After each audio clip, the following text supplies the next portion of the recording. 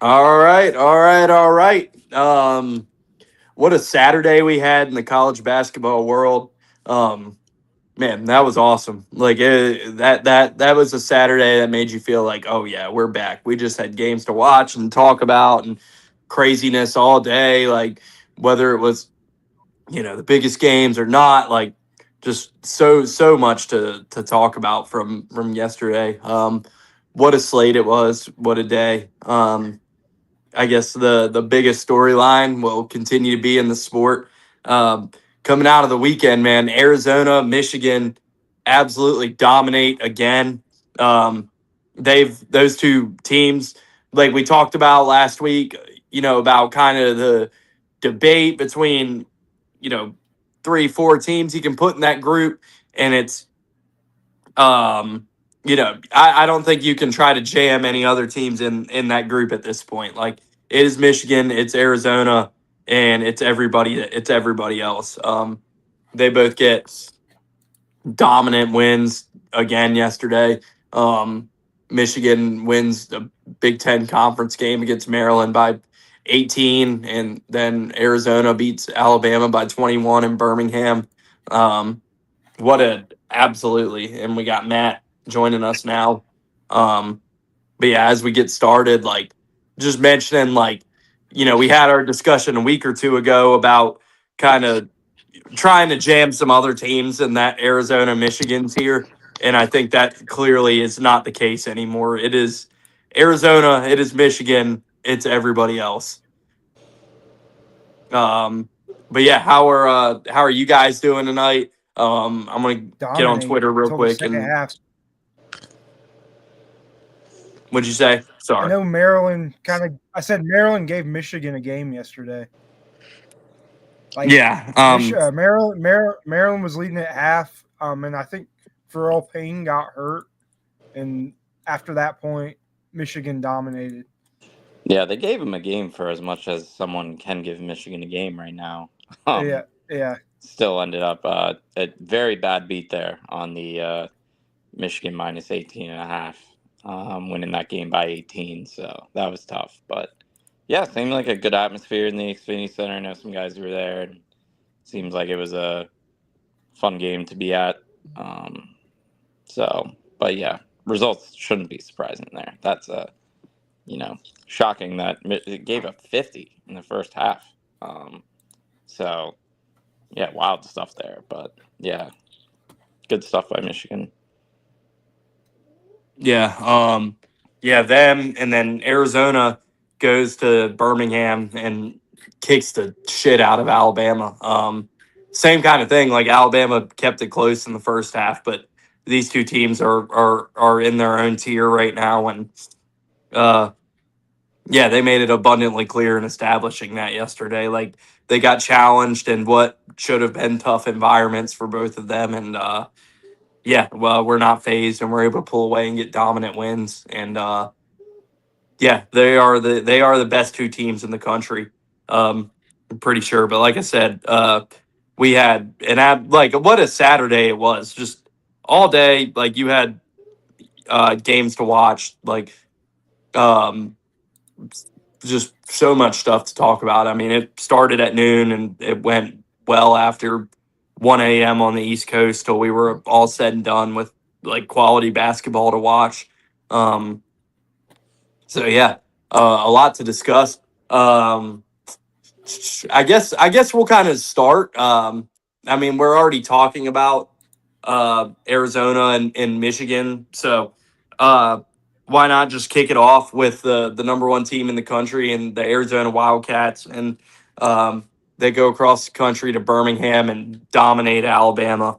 Um, yeah, Alabama's defensive issues rear their ugly head again, and ultimately, like we mentioned before, like that's going to be what kind of puts a cap on this team throughout the year is their inability to defend. And even in a game where like Koa Pete never got going in this game, it was pretty much a non-factor. Finishes with 6 points. That Arizona team is just so deep and so tough. And like they can make shots from like just an all around team that Arizona has. And Braden Bur- Okay. I did not watch this. I Berries. was not home. Is it berries or burries? I'm not sure. Matt. I, What are you asking? Braden, is it Burries or Berries? I don't want to start saying Burries, his yeah. name wrong. What about Burries. him? Okay. Yeah. Okay. Yeah.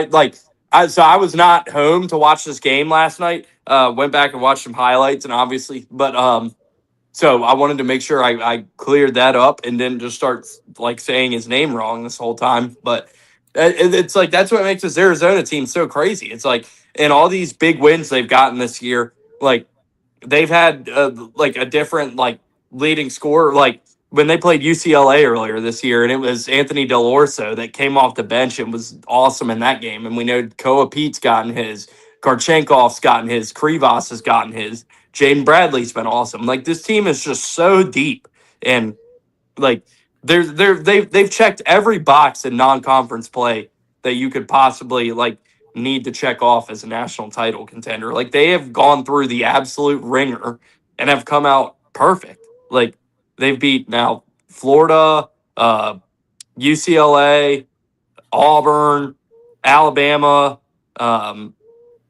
I mean, what other ones am I missing there? Like I know there's a couple other big ones. UConn at UConn. UConn. Yep. Yeah. UConn Somehow and missed. Alabama are probably their two biggest. If I had Yeah. to say. Yeah, sure. But they they there's nothing else you could say about like I don't know. Like I said, I wasn't able to like sit down and watch this whole game last night, and I had to kind of go back and watch some of it. But it's like you look at this team, like and like maybe you guys, if you guys were able to tune in this game and notice something that I didn't, but like where is the weakness on this Arizona team?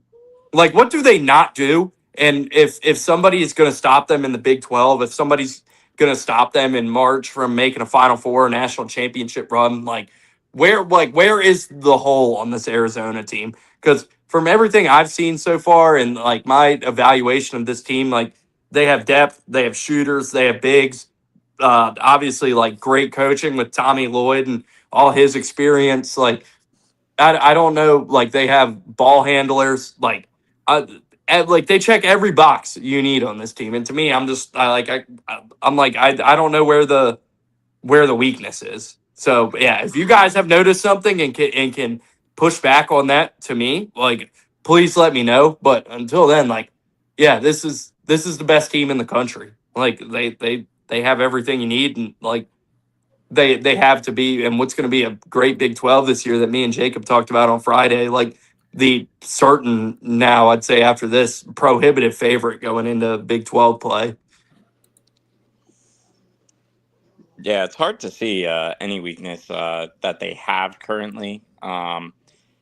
Really, for them, it's going to come down. In previous years, they've had great teams under Tommy Lloyd. Those teams have always kind of lacked, like a go-to, like, can we just get the ball in your hands and can you get us a bucket kind of player?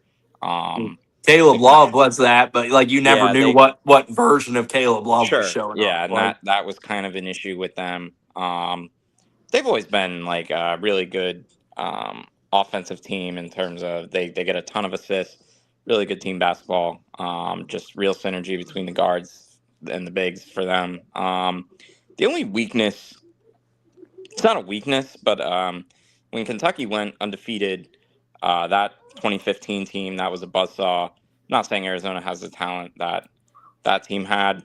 They really kind of walked through everyone until when they got to NCAA tournament play.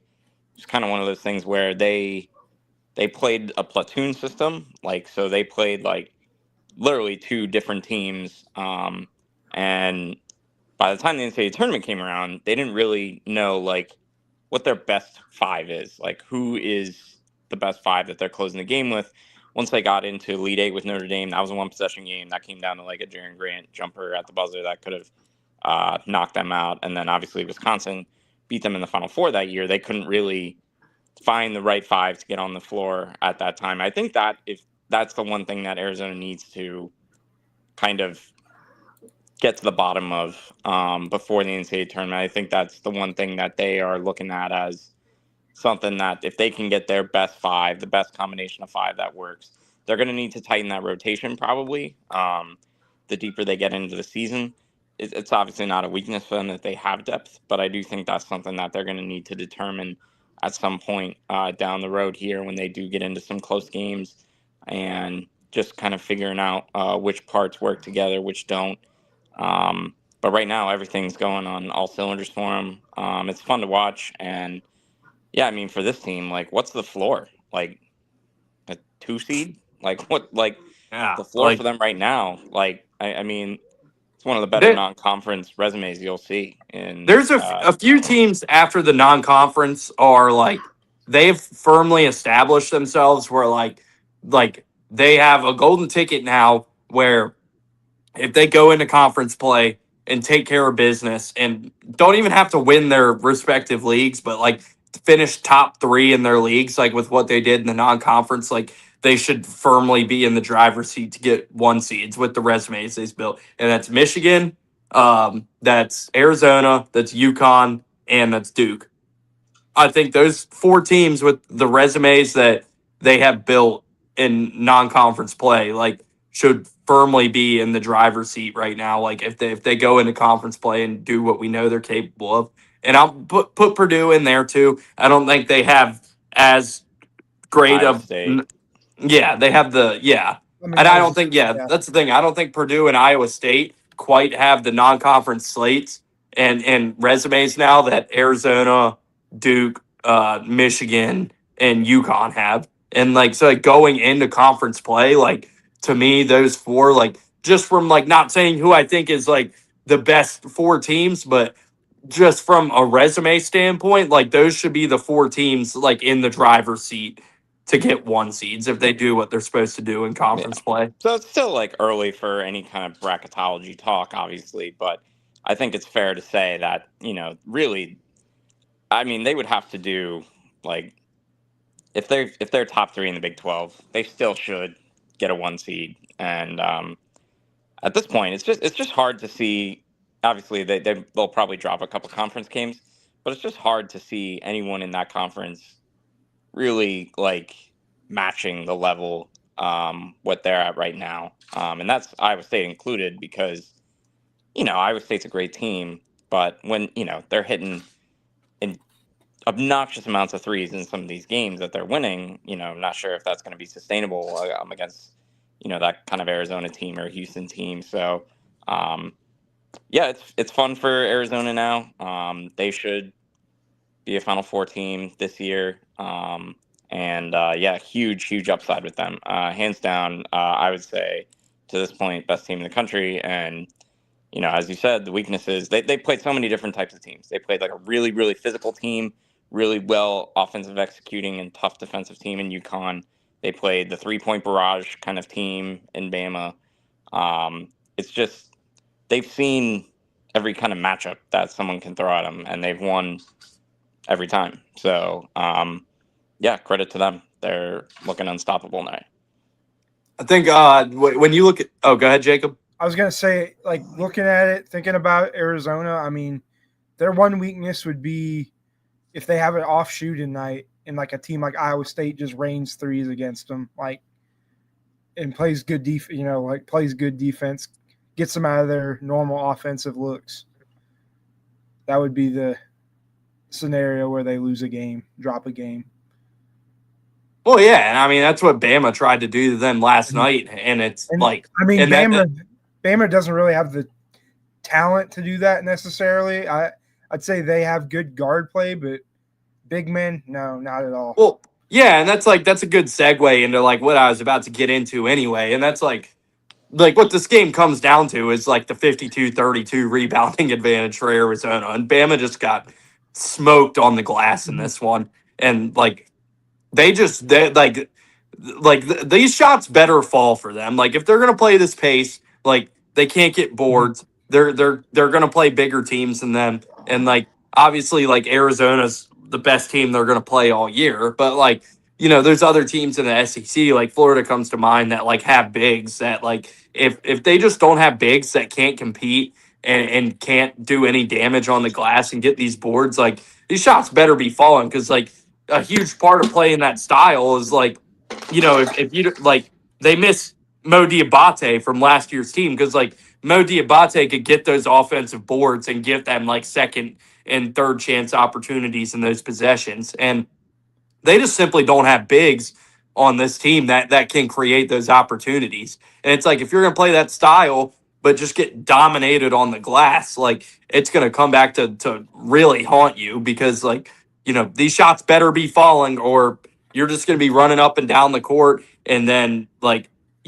go down quick possession, miss a shot, can't get a rebound. Arizona's in the fast break the whole game, and you see what happens. And like that's that's going to be Bama's big issue here is that just like Taylor Bowen and like Noah Williamson, who's trash, that like one of the most hype, like they tried to hype up like off season acquisitions. Like he sucks. And like,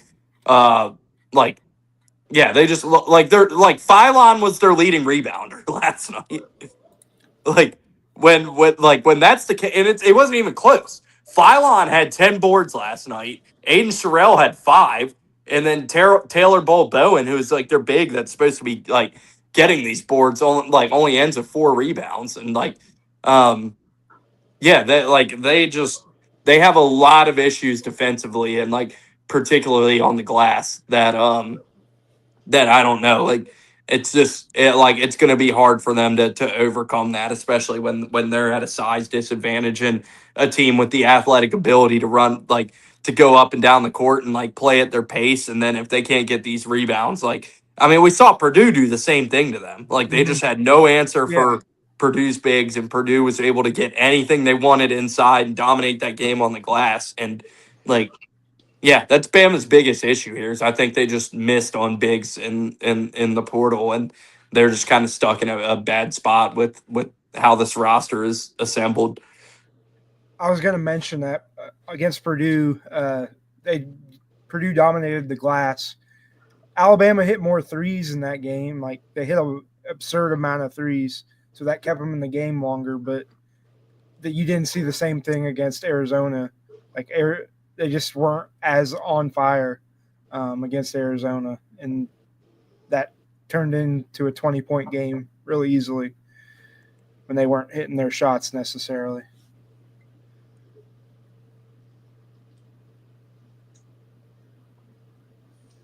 You got anything to add on Bama, Matt? Or it's not encouraging. I think they're probably frustrated with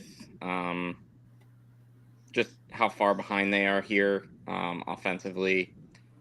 For them, I mean, it's probably the slowest tempo team Natos has had at Bama. They're not playing as fast as what they usually do. Game's a bit slower. There's not as many possessions as there usually is in those kind of vintage Natos Bama games.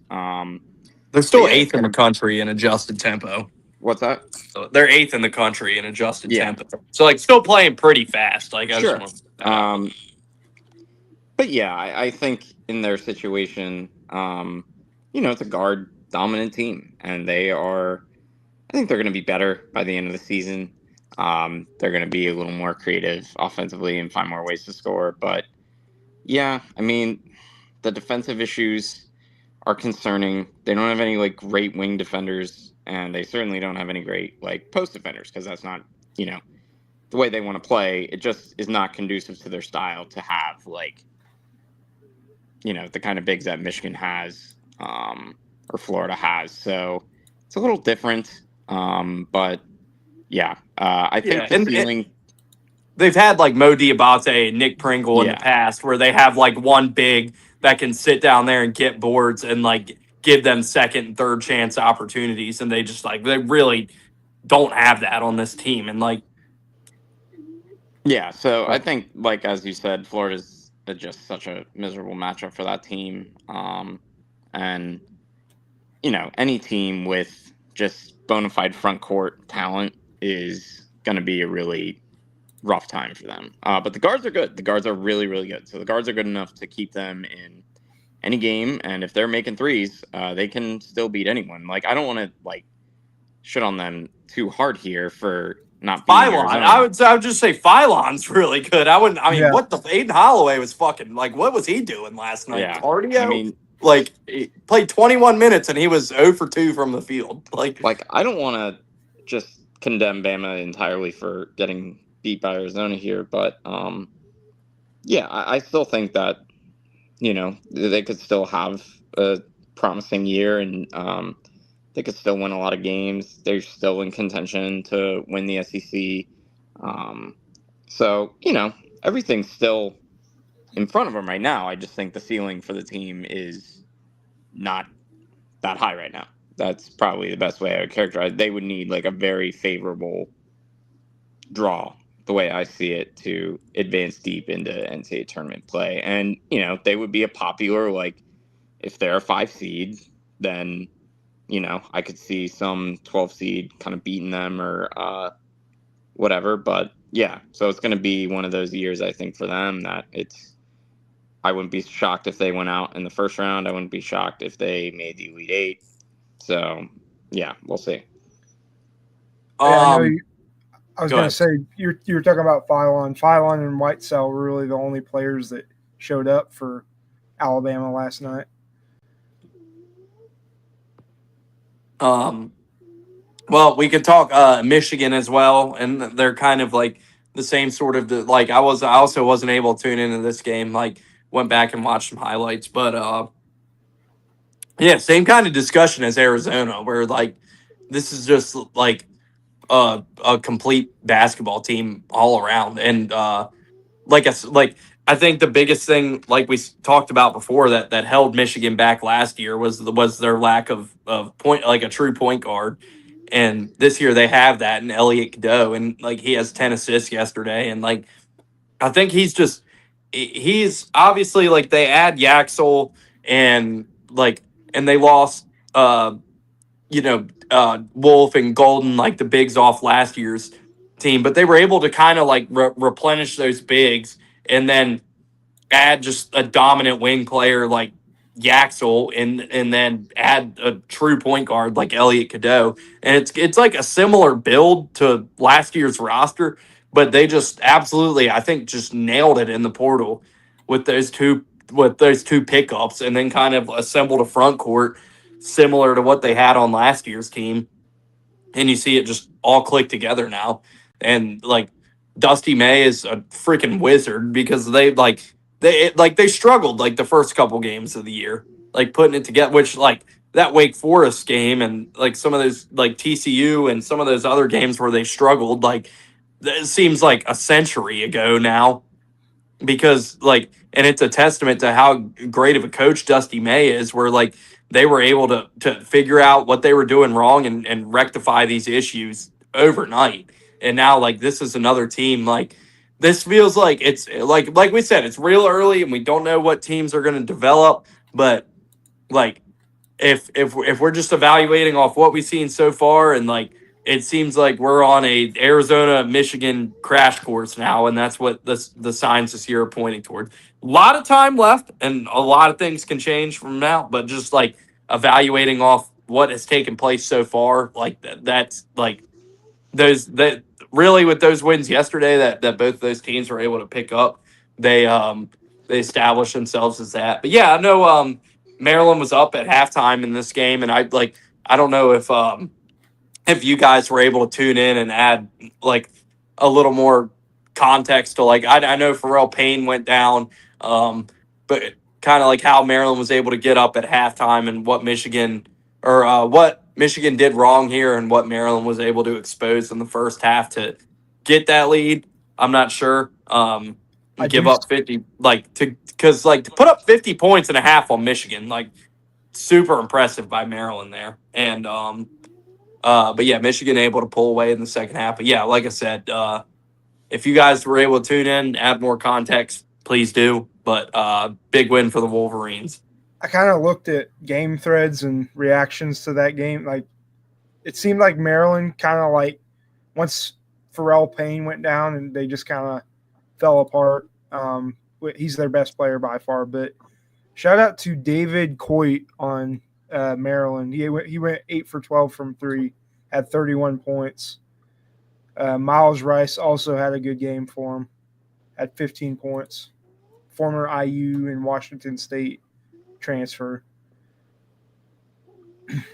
Yeah, it was for starters, just it's a tough road environment for Michigan. They've done most of their damage thus far in these neutral site games, which is extremely encouraging for them going forward. But they went into a road conference environment for them, and they came out extremely undisciplined to start. The guards for Maryland really kind of took it to them. This was a bit of a concern. They did not guard the 3-point line well.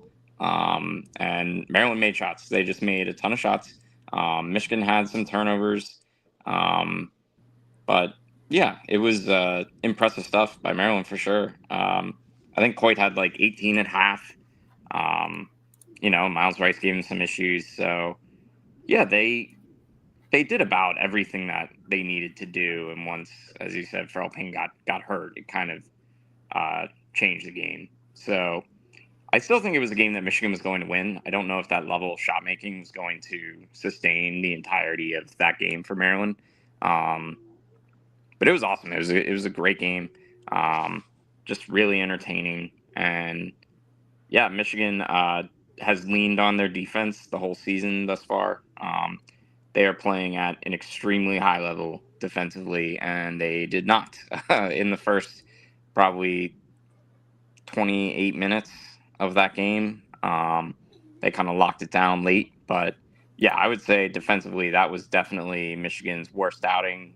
Just really undisciplined, and credit to them, they made some great adjustments at half and came out and yeah, just took over the rest of the game. So their depth showed, and especially just the front court guys just took over. So yeah, it was a fun game to watch. I definitely thought that Maryland was going to get shellacked going into that game. Thought it was going to be like Maryland would hang around the first 5 minutes of the game, and then Michigan would go on a 10-0 run, and that would be it. But yeah, I think it's fair to kind of raise your expectations for that team going forward. If you have those kinds of guards that can keep you in games, you're always going to hang around. So yeah, I impressed with Michigan just all the way around. Dusty Mays is, as this should be, great coach, no surprise to anybody there. Now he's kind of entered the how good, is he top 10 national coach? Is he a top 5 national coach? So he's obviously going to be judged by his NCAA tournament success, but yeah, Michigan defensively. Well, the guy already took Florida Atlantic to a Final Four. Yeah. So, well, and I've been higher on him than most. I cannot believe that Indiana somehow did not land him as their coach. That still will make no sense to me, but yeah, credit to Dusty, Michigan being the only bright spot of that Michigan athletic department right now, and yeah, so give them. Would Ward Manuel still have a job if it wasn't for Dusty May? Yeah, I was gonna say. I think hiring him is the number one thing on his resume. I'm hoping there's some dirt in the Michigan program right now. In the basketball program. Yeah, for the basketball program. Yeah, that's. I guess that's what everyone in the Big Ten's hoping for now. But yeah, I don't have the odds in front of me, but I would probably say Michigan should be minus 125 to win the Big Ten. I did look earlier. Michigan's plus. It was plus 450 to win the national championship earlier when I looked. Okay. Yeah. Not for Big Ten, but for national championship. You need to bet $10,000 on the plus 450 to win the Big Ten. Yeah, but yeah. So I would say they're probably around that minus 125, minus 130 to win the Big Ten right now. So yeah, still. I'll see if I can get you an answer on that. Yeah, still a national title contending team for sure, and yeah, I think that the guard stuff's going to be interesting because they're going to run into some teams with some really good guard play. Minus 200. Okay, well there you go. I kind of undersold it. So yeah, I would say that's fair, but the guard stuff is potentially could be a problem, but they just Yeah, defend so well as a team. They're just going to be hard to beat in Big they Ten play. they are plus 125 to go to a Final Four right now, and plus 475 to win the Big Ten, or to win the national championship. That's probably fair. Plus 125 to go to a Final Four in December is crazy, but like they're deserving of it. For sure. I'm surprised Arizona actually is third in the odds. They have Duke ahead of Arizona still. I mean, like Shire and Dusty have been to Final Fours. Tommy Lloyd has not. I don't know if that is something that they're holding against Arizona right now. So we'll see. But yeah, I would not. I know our resident Boiler Up fan here probably not entirely concerned with Michigan, but yeah, I would say they're nearing runaway favorite status for the Big Ten. I mean, it just depends. The schedule down, Purdue only has to play Michigan, Illinois, and Michigan State at home. So that may weigh into that as well. Just depends on schedule. Yeah, you would think if they can win 2 of those games, it should. Yeah. Matt, you were not on the other night. I feel like I did the Huskies justice, but if you wanted a chance to rewind and talk about them, like, I'll give it to you. But I feel like I did a good job covering it the other night. But I basically said, like, in fact, they're undefeated, tough non-conference slate, and really, like, not like I said they're probably playing like C plus B minus basketball, and are kind of like just getting healthy and to like go through that non-conference slate undefeated, and with the Big East looking horrendous, like they should be like it's going to be a fun arms race all year to follow between UConn and Duke for that number 1 seed in the East region. Because that's going to be hotly contested. I believe that pod's in DC, right? It is, yes. And yeah. their Philadelphia games this year also. So yeah, that's going to be a huge because Duke and UConn are both really going to be vying for that all year, and it's going to certainly, like I said, be an arms race between those two teams for that number 1 seed in the East region.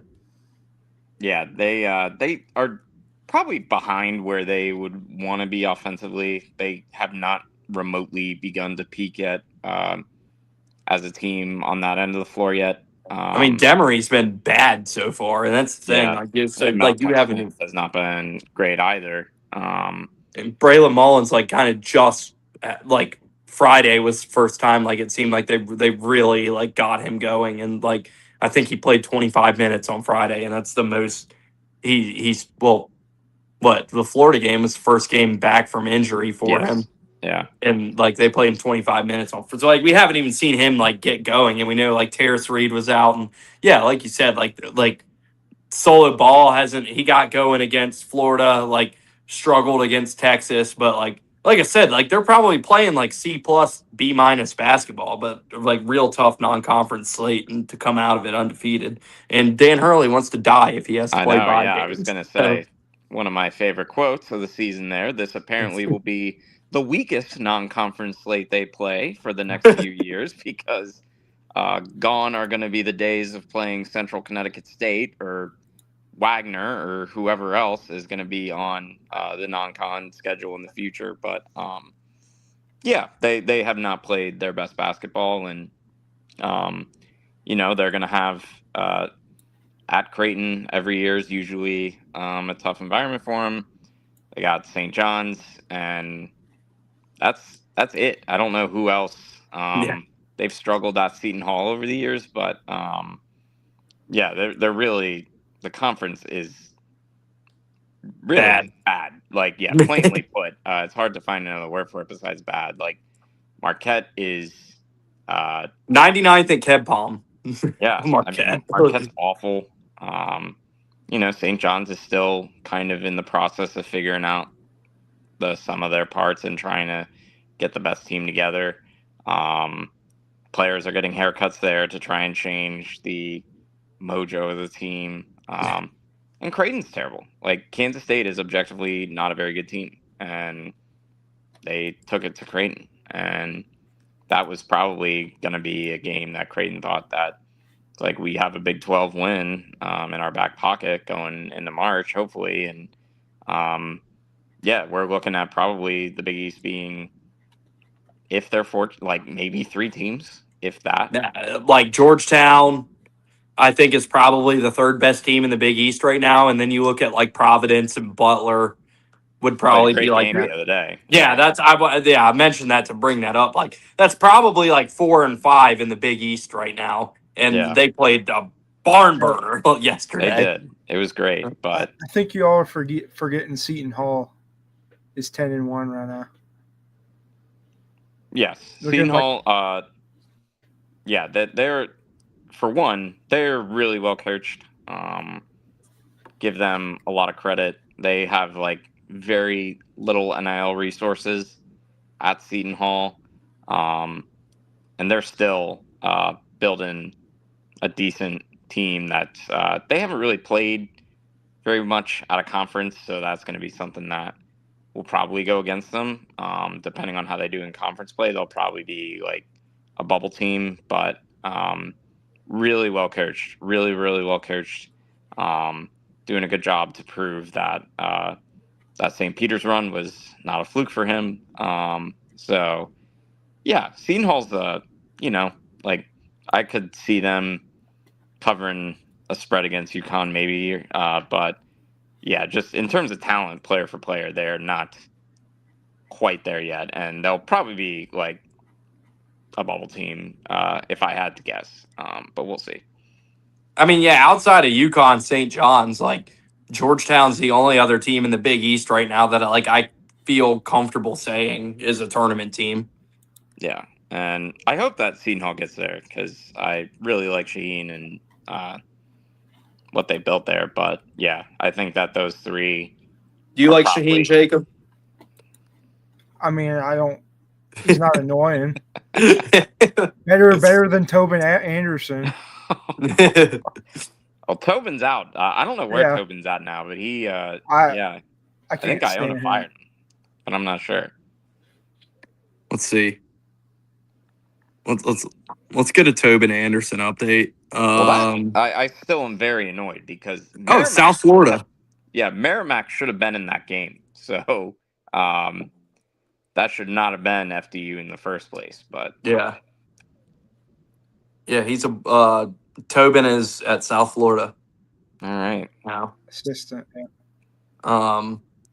Well, next game I had on the docket to talk about another team I know Matt will be excited to talk about is Arkansas, Texas Tech.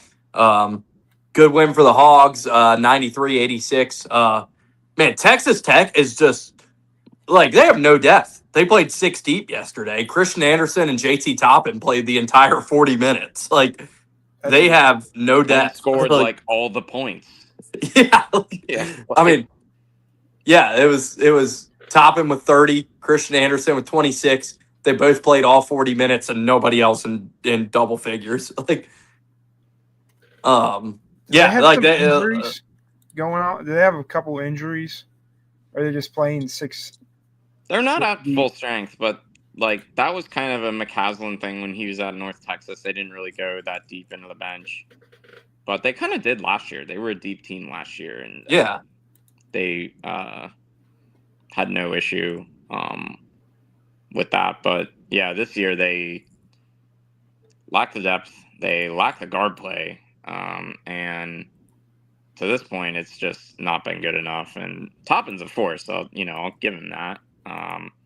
Toppin's gonna be in the like Big 12 Player of the Year discussion. He's not gonna win it, but yeah, he plays at that level for them like all the time, and they still are not winning some of these games that he's putting up 30. So it's kind of concerning for them. And Arkansas's good. Like, their guards are. I still think that's the best collection of guards in the country, and they had those guys making a ton of shots. Arkansas shot really well, and they showed up. So, yeah, credit to them. That was free money. Arkansas was plus 2.5 that game. I do not know what was going on. Cal It was in finally, Dallas.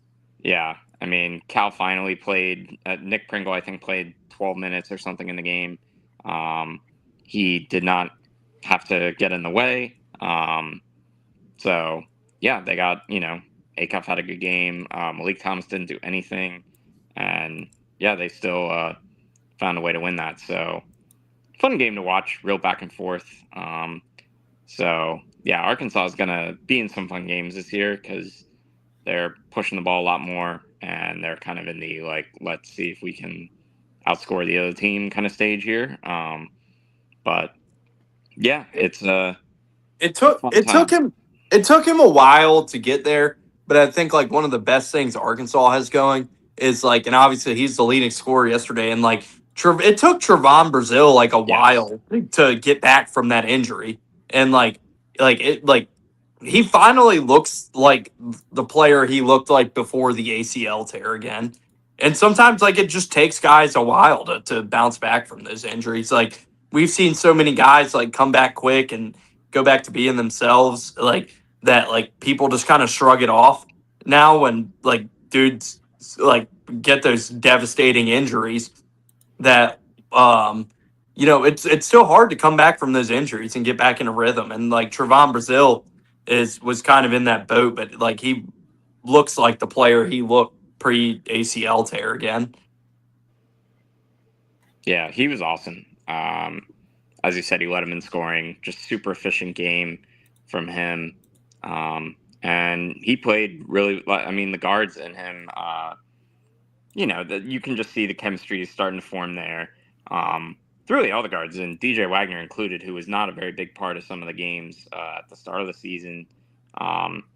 He took up a lot of minutes and played good basketball. So that was exciting. That was promising to see on the Arkansas front of things. And yeah, good times with Team Cal right now. So Yeah. Future SEC champs here. We'll see. As so right now, is it? Can we definitively say Arkansas is the best team in the SEC right now? Because we got a gaggle of contenders there, but going into SEC play, in fact, let me check the odds. We already talked about odds once. We'll see what the odds are showing. But I would feel let's most see. comfortable betting on Arkansas if you kind of put a gun to my head. I still would not shut out Vanderbilt from the discussion. I think they've been really good. Not as if Vanderbilt is the favorite right now. It's Vanderbilt plus 260, Bama plus 360, Florida plus 390, Tennessee plus 850, Georgia plus. Why is Arkansas? Does Arkansas just have a really bad draw or something? Why are they so far down here below Georgia? That's strange to me. Plus 1,000 for Arkansas. Yeah. No, I mean, Vandy's fair. They've been the best team to this point. They haven't done it against the competition you would expect that, the same competition that Florida's done it against or Tennessee's done it against. Tennessee at 850 is I don't know. I would not be shocked if they went on any kind of run in the SEC to win it. But, yeah, still riding with Arkansas through my bias. And but yeah, Vanderbilt's strong. They're going to score on everyone. I truly think that they're probably going to be the best offensive team. They are just, to this point, I haven't seen a ton defensively from them to really definitively say that they're going to hold Arkansas to 70 points or they're going to hold Bama to 70 or that kind of thing. But yeah, I'm confident in Arkansas. They're coming together. They'll only get better as the season goes on. But yeah, I don't know if their odds are that. I mean, they must have got the reverse Kirby Smart draw of an SEC schedule. They're behind Georgia. And Georgia got another good one. Georgia looks good. They got a good win yesterday. But if you put a gun to my head and said who's winning the SEC, Georgia or Arkansas, I'm saying Arkansas every single time. Yeah, that was yeah, Georgia was Georgia was good yesterday, I guess. I mean, I don't know if you guys like Wes Miller after the game was just like in a hostage. Yeah, it looked like he was in a Yeah, it looked like he was in the Sharon Moore holding cell. he is just like waiting for Hubert to get the axe at North Carolina so he can take that job, I guess. But yeah, He's not getting that job. Even if he well, does, that was like his thing because Yeah. when he left UNC Greensboro, I was shocked he took the Cincinnati job because he was on the '05 team that won, and that was just like kind of a huge deal there that he wrote the book and everything, and they're like, oh, he's eventually going to come home and coach North Carolina. But yeah, I I don't don't know know. if I'm North surprised. Carolina fans would be okay with that, I considering don't what think he's so done at now. Yeah, Cincinnati. I don't think they would now. I'm surprised he didn't end up at Wake Forest, honestly, with his ties to that region. Yeah. I mean, he had some good UNCG teams. They almost beat Gonzaga the one year. Mhm. They were Freaking 13 that year. That was Alonzo. yeah. Alonzo. Oh, that guy was Yeah. guy you love to hate. Yeah. They had some good teams there, but yeah, the Cincinnati fit was kind of like okay, not really sure, but yeah, that was a weird video after that game. Just looked like he could not wait to get out of there. So Georgia was also 0 for 10 from three. yeah. They didn't make a three until early in the second half, and they like to play fast and take a ton of threes, and they were not falling early for them. Yeah. Jacob will allow you to boiler up for a minute. I gotta go to the bathroom, so I'll set this one up and let Jacob take the reins. But 79-59, Purdue beats Marquette. Yeah, Marquette is terrible. They are 99th at KenPom right now. Yeah, but a good bounce back win for, well, I guess their second bounce back. They beat Minnesota earlier this week, but yeah, Purdue's back on track. I think any concerns from the Iowa State game have been alleviated for now, at least. Two good efforts to bounce back. Yeah, Marquette's horrible, but yeah, I'm gonna go to the bathroom. Jacob, go ahead on the Boilers. I mean, Purdue controlled from the opening tip in this one. It wasn't like Minnesota where we kind of came out in the first half and looked off. We just kind of took care of business, very business-like mentality. Nothing flashy all that much. We just kind of controlled, got close to up by like 30 points. And then the backups came in for a lot of the end of the second half. And then he had the walk-ons, and that kind of caused it to get a little bit closer there at the end. Took it from like a 30-point game to a 20-point game. But I will say, shout out Oscar Clough having his best game in a Purdue uniform thus far. He had the most efficient performance in Purdue history.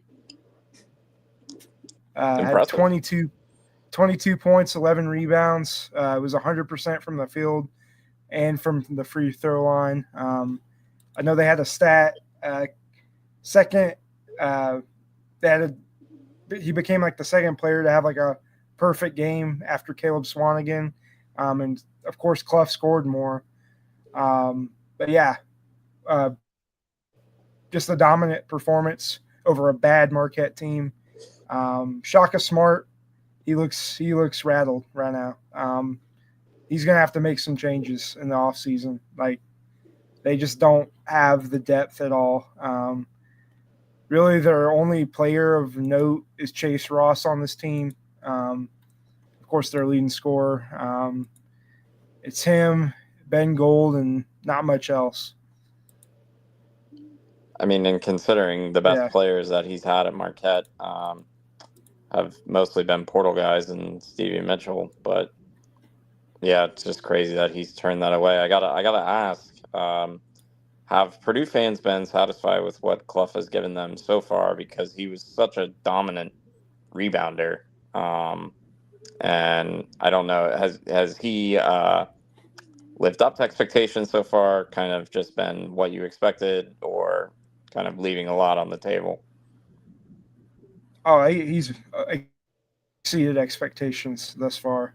He kind of started off slow to start the year, but once we started getting into those bigger games, like where once he got into like a rhythm and sort of learn the rhythm of the team around him with Smith and TKR, he's exceeded expectation. He's looking like a dominant force, like the typical Purdue center, the mold of Zach Edey, Isaac Haas, AJ Hammonds, like that run of big men.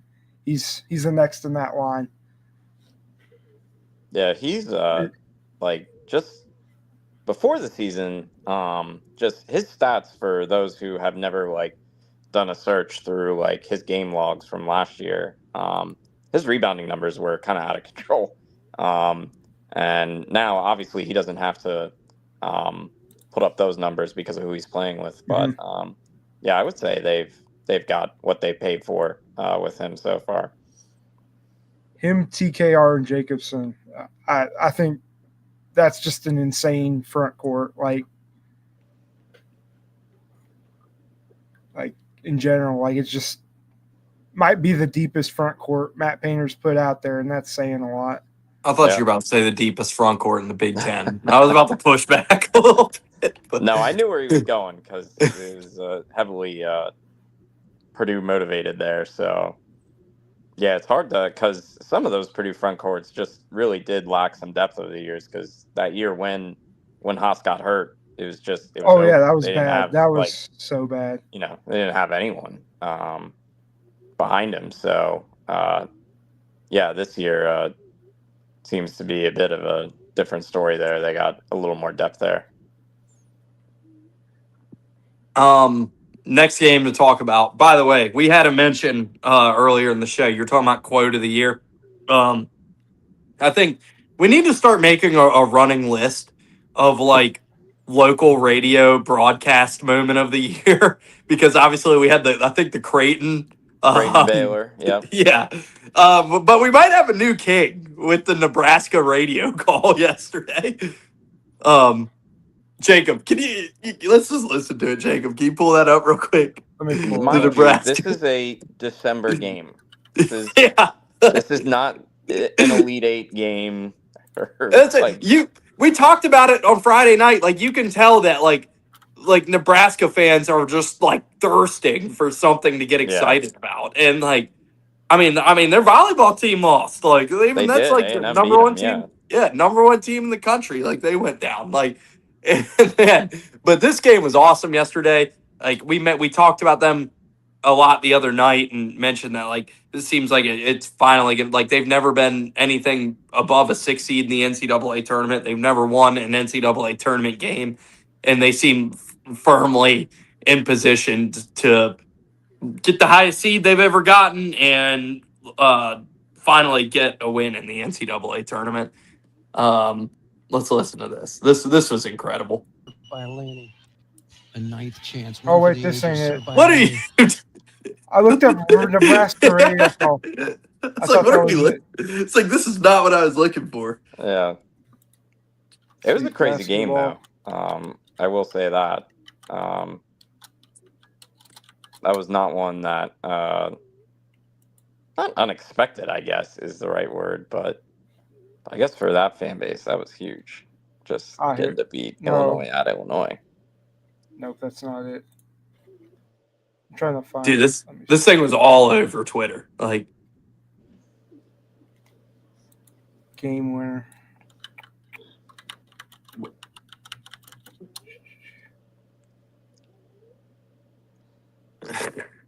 Okay, here we go. Here we go. Along the baseline, except for Sam out into the timeline. 5 seconds to go. Sam drives the ball, kicks it. It is Lawrence, puts it up. God!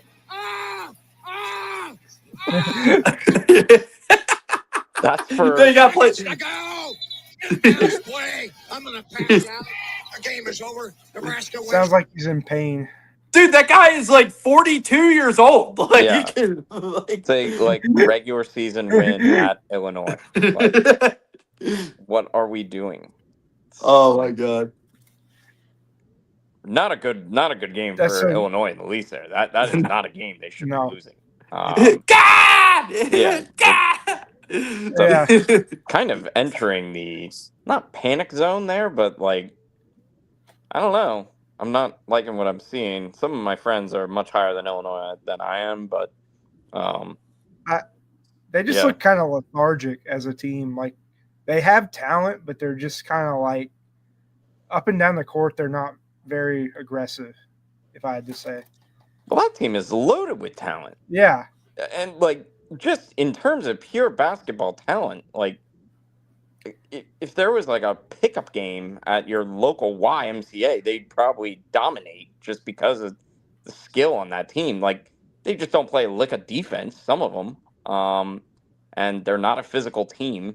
Like they're not going to fight through screens or anything on defense, and it's just like they were letting Price Sanford get whatever he wanted yesterday. Yeah, some of those He had, guys like, are just 20 points incredibly soft, just very soft team.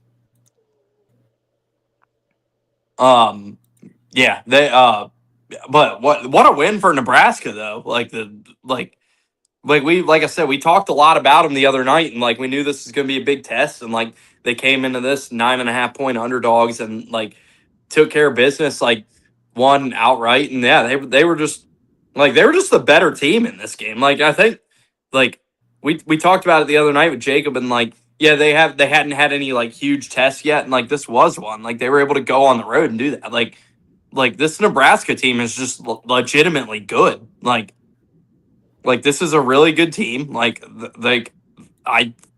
think they're going to do good. I mean, it's early in Big Ten play, but like If you they're had to 2-0. re-rank your top 5, like how we did with Nebraska be in it for the Big Ten, Yes, Yeah, probably right now.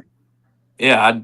Michigan, Purdue. I'd probably go Michigan 1, Purdue 2, Michigan State 3, UCLA 4, and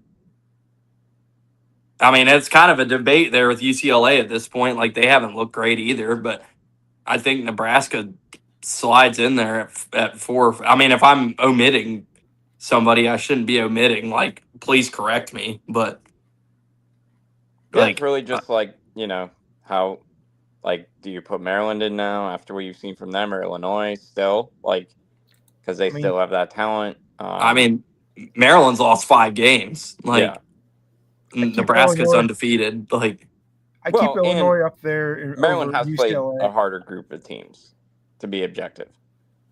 But I mean, yeah, like it's hard to put. Like I had Illinois in there before the year. It's hard to put them over Nebraska when Nebraska just went on the road and beat them and was the better team against them. Like I'd put Nebraska ahead of them at this point. Like yeah, like this Nebraska team is awesome. Like they went on the road as 9.5 point dogs. Like in Champaign, and like this wasn't some fluke win. Like they were the better team in this game. Like they like I said, Price Sanford was out of his mind in this game and got everything he wanted, and like one of the coolest things on this team is like Sam Hoiberg is like a legitimate contributor to this team. Yeah. Like he defends his ass off. And it's like Pinnacle Bank has always been like, because Nebraska athletics, like we talked about the other night, like they support their programs, like whatever sport it is, like they get out there, they support their teams. But like we've never seen them be like this good in basketball, and like it's gonna be fun throughout the year to see like what kind of an environment like Pinnacle Bank can be, because like we know those people are gonna be showing up and like they're going to be out of their minds there for this team, because like they've never had a team like this. Like yes, the excitement they filled there, Memorial Stadium for a volleyball match.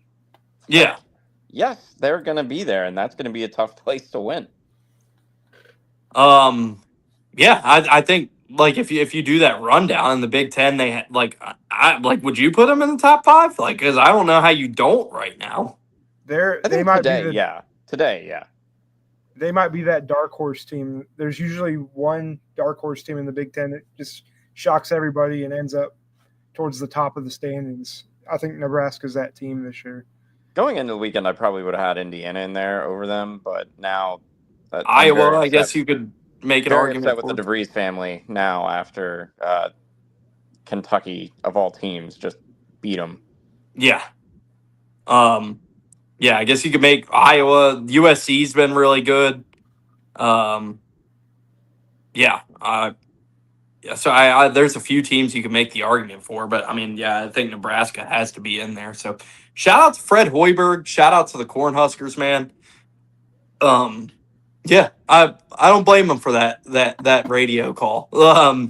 Yeah, I mean, this, like I said, I know it's a December Big Ten game, but they haven't had a lot to get there to get excited about, and they have a legitimately good team that can make a lot of noise. So, yeah. Anything else on the Cornhuskers? Just a crazy shot to end that game.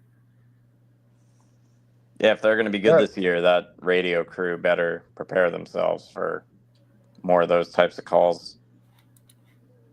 Let's see. Well, you mentioned Kentucky, so we'll talk about them next. But they get back on track with, I guess I put Kentucky back on track ? In the show title, at least, because like, is Indiana just really bad, or did Kentucky finally turn a corner here?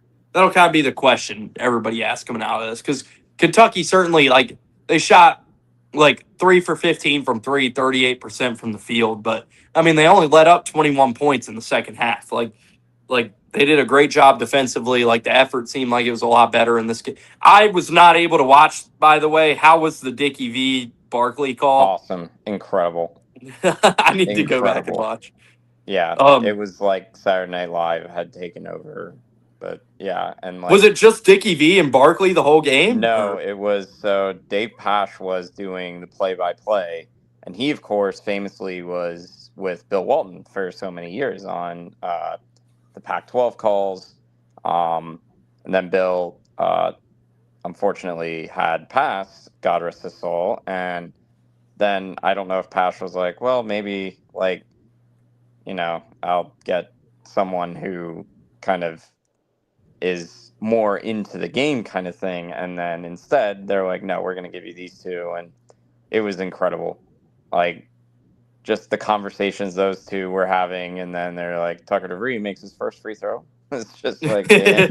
They're like, it's like, Shaq, what do you use to treat your hot tubs? Like, what do you use, Charles, to treat your hot? He's like, I don't know. It's like, I'm giving you $200,000, Dickie V. I'm giving you $200,000 right now, and I'm giving you $100,000 of my money and $100,000 of Shaq's. I don't care what his fat ass says. And then he's like, DeVries 2 of 2 from the free throw line. Here's Owe. They're just like going on about like whatever else, and yeah. So Charles Barkley talking about where he's going to eat at in Lexington. Yeah. After the game. One of my favorite tweets I saw about this was like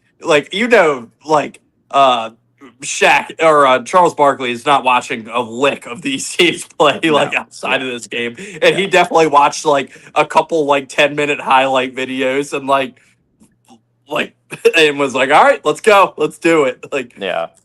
Well, he's the only person who can get away with that and just be like, yeah, I don't know what any of these. He's pronouncing guys' names wrong, and he's just like, how did he say Mo Diabate? How did that one go? Oh my gosh, that was one of the names that he got correct. But Tatum Connerway, he transferred from Troy, I think. He was like, man, this boy playing for Troy, and now he's in Indiana. Going on, they were talking about Auburn for a while, because obviously Charles has the Auburn stuff, and there was very little conversation about the game. So it was, it was fun. It was definitely, they just had a camera on them the whole time. So really, they had a smaller camera on them and then one on the game. It did not seem like a great Rupp environment per se. It might be because students are, not on the campus or anything there, but it was Rupp ever a great environment? It's just it's obviously an iconic venue, but Rupp is not. I mean, just the way that place is built, it's not one of the It's like an most NBA arena. raucous Yeah, environments. Yeah, it was like a smaller NBA arena, is what I would compare it to. Yeah, and that is kind of how there's music playing between. It's got the same kind of NBA vibes to it.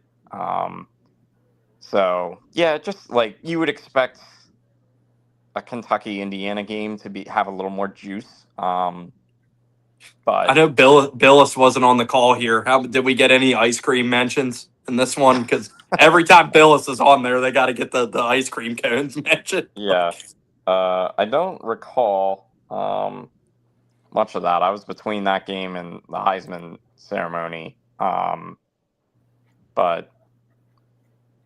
yeah, Did Pavia do an interview on there? On the Heisman ceremony? Yeah. Yeah, he did. They had interviews with all of them and their coach. What was he like? This is a bunch of fucking bullshit, man. Yeah, so I should win this shit. Started the ceremony. So they had the Heisman, they go through all the Heisman winners who are there, and first somehow they get Tim Tebow and Johnny Manziel next to each other, and then they were just like it could not be any different from each other. And I guess they were the two most recent because I didn't see Sam Bradford or Cam, Jameis. So they had those two, and then Pavia starts off. They're like, guys, welcome, blah blah blah. Jeremiah Love, I don't know if you saw, he was wearing legitimate walking sneakers. He could not have given any less of a care about his shoes. And then they get to Pavia, and he was like, bro, I just want to shout out my guy Johnny Manziel. Johnny, I grew up watching your highlights, man. I do all you, man. I wear number 2. I was like, oh my god. I've never seen if he had Mendoza's personality, he would have won. He definitely would have won the award. If the roles were flipped and Mendoza was as much of a chump as Pavia was and everything, I bet you Pavia would have won. But he's like Rayola, but with Johnny Manziel. So it was crazy. And then his interview, they did the interview, they had video, and they had an interview with them and their head coach. And then Mendoza and Sig are just oh my gosh, credit to everybody else but us kind of thing. And Freeman and Jeremiah Love were kind of the same way, despite Marcus Freeman's Carlos Boozer hair painting. But then it got Ryan Day was weirdly yeah, Julian's the real, really leaned into how good he thought Julian Sam was. And then it got to Pavia, and Clark Lee was just yeah, I think he's the best player in the country, and he's just that good, and just watch the tape. And most of Mendoza's just oh shucks, yeah, Sig, you dog. And then gets to Pavia's yeah, I'm the best player in the country. What are we talking about here? I was oh my gosh, man, this guy. So, and they did the video, and his mom was in there, look at what he has done for Vanderbilt University. He is the best. He is the best player in college football. I was okay, we can get on with this now. So, yeah, I went into that thinking if I had a Heisman vote, I definitely probably would have voted for Pavia. But then after that, I was okay, I'm kind of glad Mendoza won this. He probably does the award a little more proudly. I do respect one thing Diego Pavia did. Well, yeah, you probably would have done the same thing yourself. Yeah. The F Indiana song, yeah. So he had to apologize on Twitter after. Chat GPT. It had the big dashes in it. Definitely somebody definitely I don't know who it was at Vanderbilt, but they're dude, you are cleaning this shit up. So his agent definitely was hey, NFL teams, so cut that out. Yeah. He's 5'9". He's not playing in the NFL. Yeah, so it was one of even those things. Get a camp invite, free it was agent, a super weird combination of people. Jeremiah Love and Mendoza, just super impressive. Clearly just raised really well. That both are going to play in the NFL. And they just knew the occasion and exactly what to say and how to say it. And then like Julian saying could not motivate me to make a sandwich. That guy, I cannot believe that like his lineman must be like, dude, you like, come on, man. Like his jersey was spotless after the Michigan game, and then Indiana roughs him up and they can't score. So, and then you got Pavi is just like, I would have been like, are we serious with this guy? Like you could just see like Danny Warfel and Doug Flutie like seething on the stage, like just being like, this guy Pavia, or like over our dead body, he's gonna win. So if the Heisman, I kind of wish he won just so we could have seen the speech. I know, yeah. Like if the Heisman trustees had a vote, like I would be curious to see how like all of them voted. There is no way that some of those guys, like Tebow, might have voted for him because he's on like SEC Network and everything. We know Manziel voted for him. Yeah, well, we definitely know Johnny probably did, but yeah. So I would be curious to know how like Andre Ware and Danny Warfel, Steve Spurrier, all those guys were probably like, no, we are like shutting this down. So, but yeah, the interviews, like nobody asked Jeremiah Love about like, so you guys preparing for your bowl game, like or something, like none of that. So yeah, it was interesting. And then obviously Mendoza kind of nailed the speech. So yeah, it was like I don't think that's going to be a very memorable like Heisman class besides Pavia's antics, and unless Mendoza goes on to be like a really good NFL player, or if Jeremiah Love goes on to be a really good NFL player, and people will ask like, how in the world did that guy not win? So yeah, probably did good numbers, I would say, as far as Heisman ceremonies go. Wasn't really going against much. So I love the mid-show Heisman Trophy ceremony review. Like, yeah. Kentucky, Indiana, yeah. So Jalen Lowe played, and they were like talking like he was possibly going to be out for the season, and he played yesterday. So huge for Kentucky to get him back. He played 24 minutes. So like weird. I mean, but that's good. I mean, they're going to get him back, and they said it sounds like Quaintance. If I had to guess, Quaintance is probably they're going to get him back for SEC play, from what it sounds like. And they're saving him until then. So yeah, like going into SEC play, like I don't think Kentucky has any more real tests until SEC play. I don't have their schedule off the top of my head, but Kentucky might be getting back to full strength at SEC play, and they had the game at Rupp yesterday against a talented team and like took care of business, and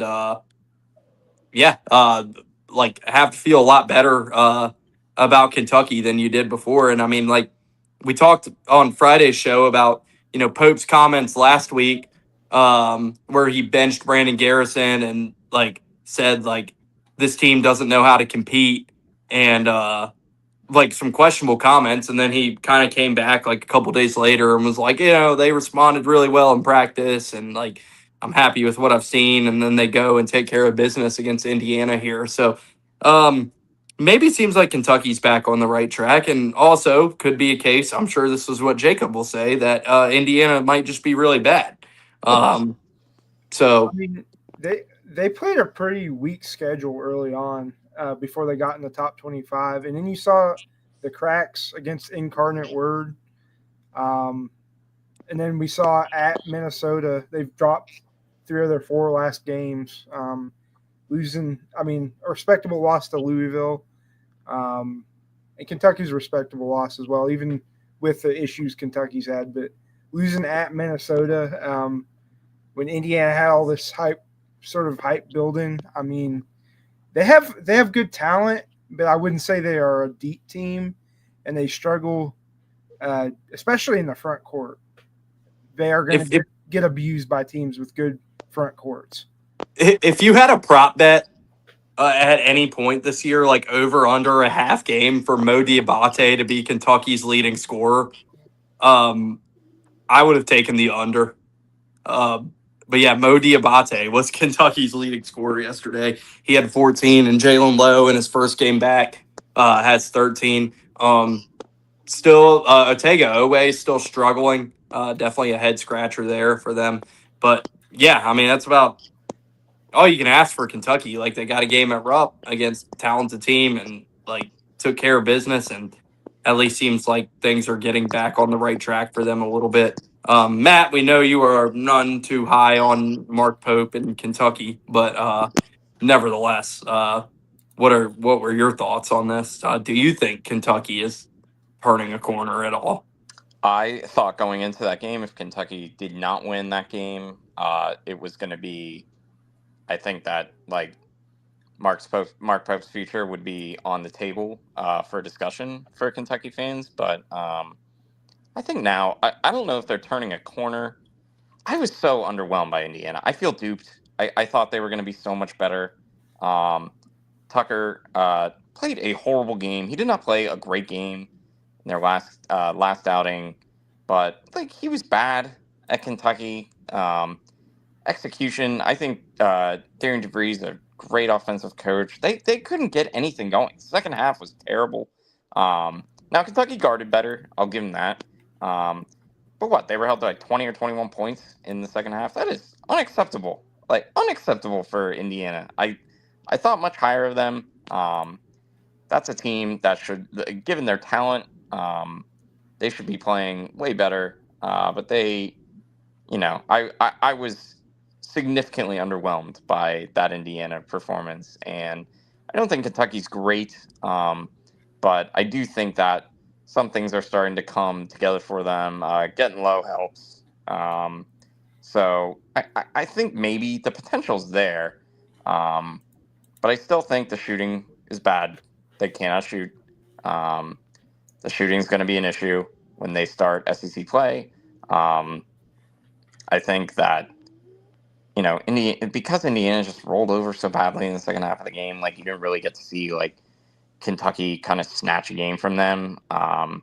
So yeah, I'm looking forward to see if they can get to another level here now. I think that's a good start for them.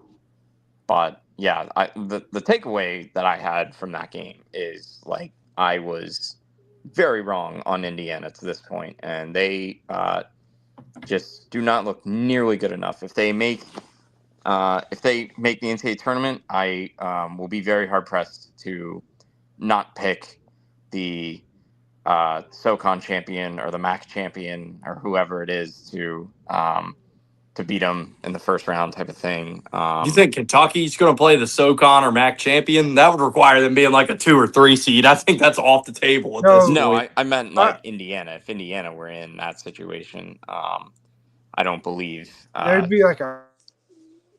If Indiana were in, 3 yeah, or 4 that's Indiana would be like an 11 seed at this point. Yeah, I mean So- they're going to Dayton if they're getting in.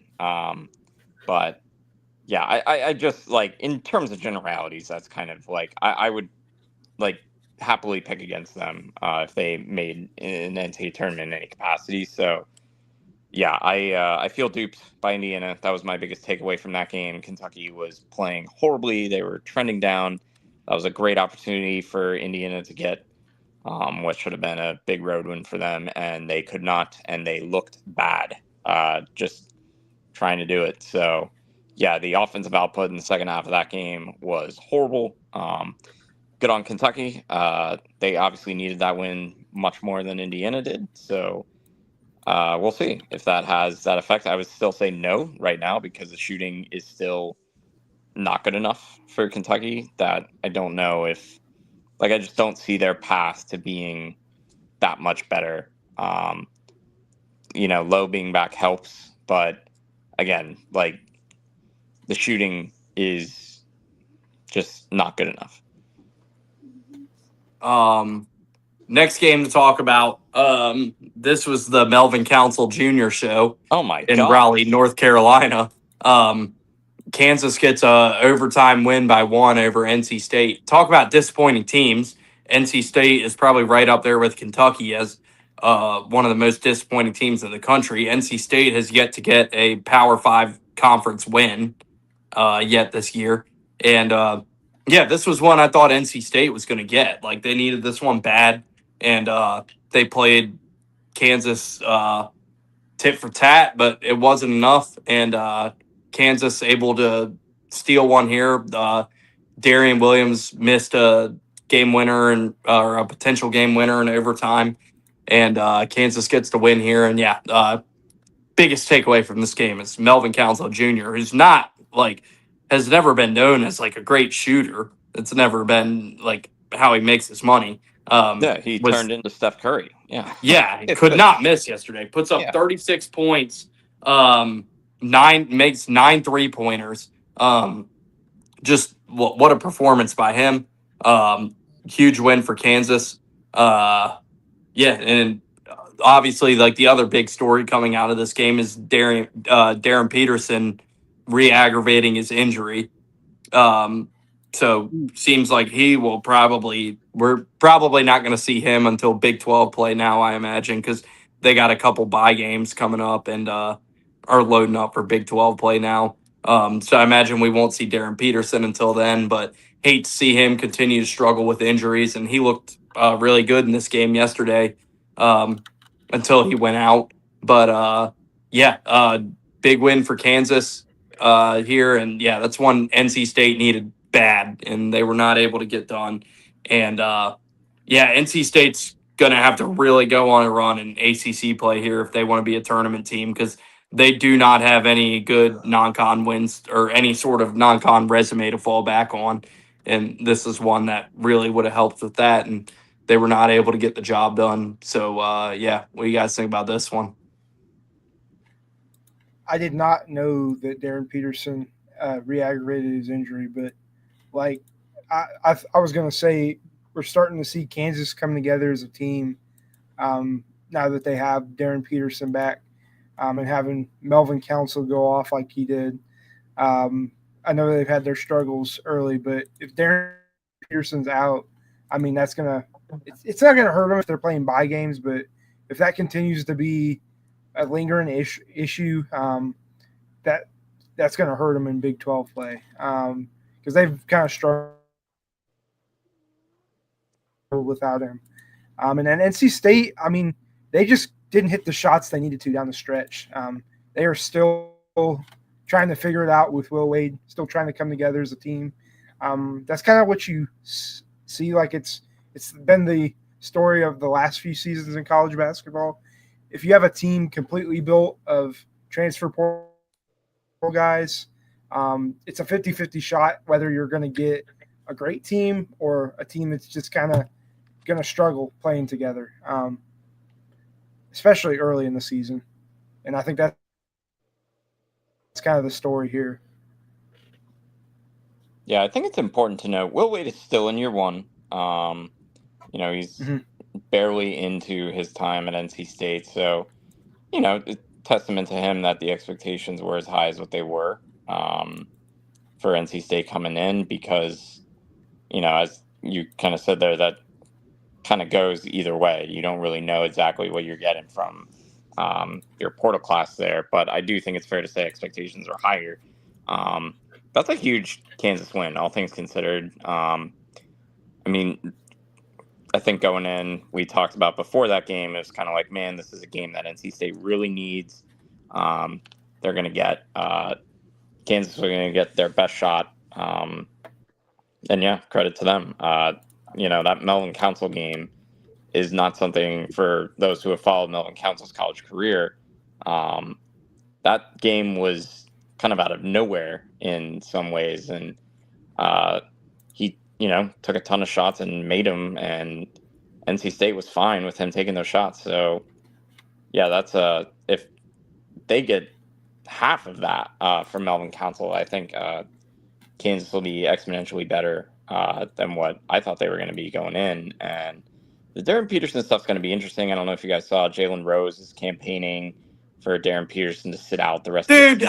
Oh my God, I'm so fucking sick of it. Every time a player gets a fucking injury, like, oh, he just needs to sit out. Why? Yeah.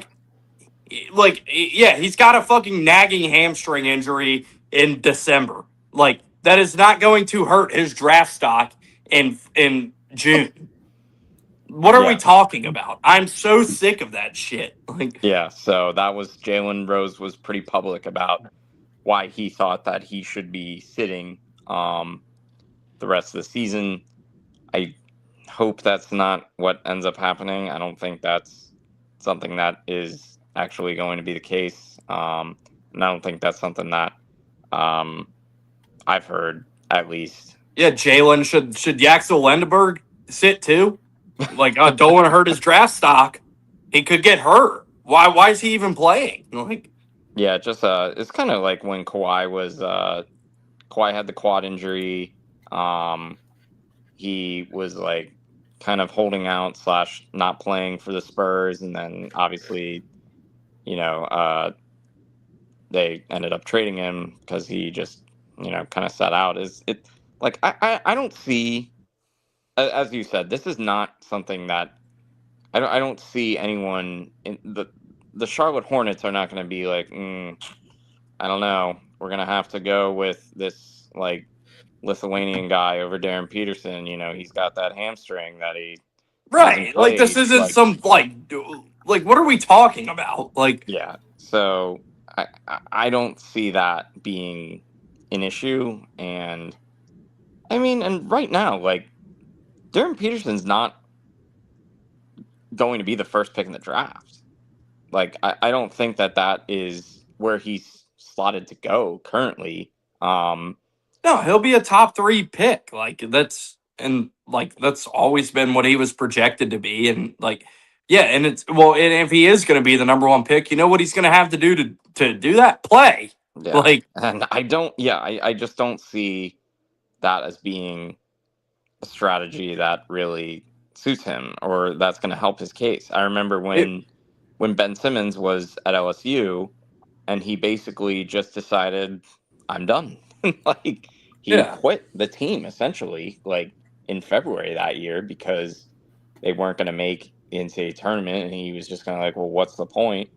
And at the time, it was basically like him and Brandon Ingram were kind of 1 and 2. And then it was, like number 3 was going to be like Jaylen Brown, Jamal Murray, Marquise Chris, that kind of group. But like in hindsight, that is something that people probably should have looked at with Ben Simmons and been like, well, that's a red flag. Like, maybe that's something that we should have saw coming ahead of time with him, that we do not want someone who's, like NBA teams are trying to, they're looking for scorers, they're looking for winners, they're looking for guys who are not going to be flight risks if they draft them. So, like, in that case with like Ben Simmons or those kinds of players, like they don't want someone who they're just like start the clock until his free agency or something. And yeah, I just don't think that would be a good look. And Darren Peterson obviously has every right, if he wants to sit out, if he determines that's what's best for him and And his he's given no draft stock. indication that that's why he wants to do. So why the fucking Jalen Roses of the world feel the need to speak on behalf of him? Like, shut up! Like, Yeah, absolutely not. you And it know would why make he's no going to play? sense. Because he wants to play basketball. Yeah, Like, and like I think the biggest thing in that situation, like if Darren Peterson was not concerned about winning or trying to win, he wouldn't have gone to Kansas. Like, he would have gone to like USC or maybe Texas, or like a program right now that's not a team that you kind of associate with winning, really. And I think, like, in the case of Darren Peterson, like, he would not have went to Kansas if he had any desire of not winning or being like, Kansas does not do like the one man show. That's not really how they build their team. That's not the kind of coach that Bill Self is.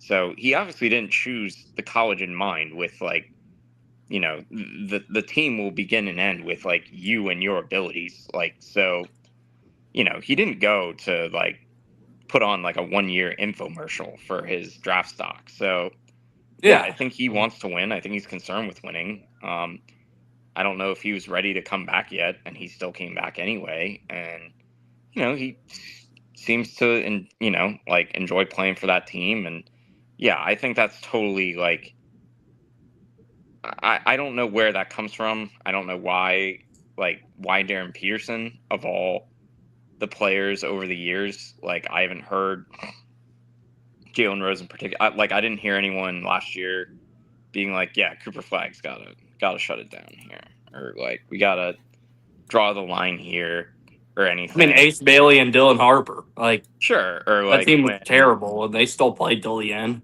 yeah, and like you had the COVID year. Like Jalen Suggs was playing deep into the season with Gonzaga, and that was a decent draft class. No one's yelling at those guys to like, got to give it a rest here, Scotty Barnes, or like, it's just, I don't know. It's a weird argument to make. I've never really quite fully understood it. And yeah, as you said, it's just not the kind of thing that you would be like, yeah, we're shutting it down indefinitely. Like he's got an agent and everything. He's getting paid. So like, I'm sure his payment in some ways is contingent on him playing. So Especially like Jalen Rose too, like he covers college basketball, and you're basically like parading around like encouraging a guy to do the sport a disservice. And it's like, yeah, one of the best players in the sport who everybody's excited to watch play in the Big 12, and you're campaigning for that guy to not play. Like, he's trying to take the pro player aspect of it, and I understand it, but like I think that would have been a realistic take to have 10 years ago.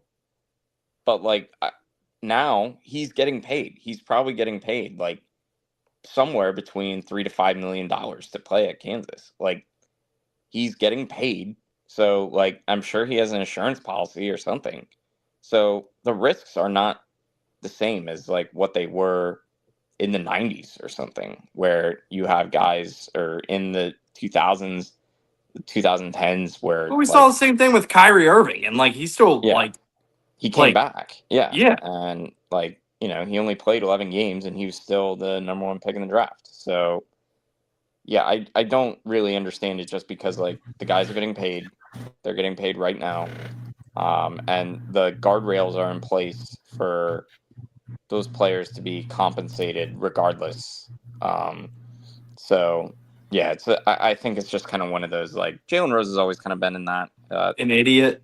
Well, just because of his college career and how his college career went, how badly he was exploited, how much money he could have made in NIL, and he's always had the like pro player, like, man, yeah, like stand up to the system and like, yeah, you get yours kind of thing. But like do you even like basketball, dude? Like, like he's already getting it. He's already getting paid. So yeah, I don't know. It's definitely kind of weird.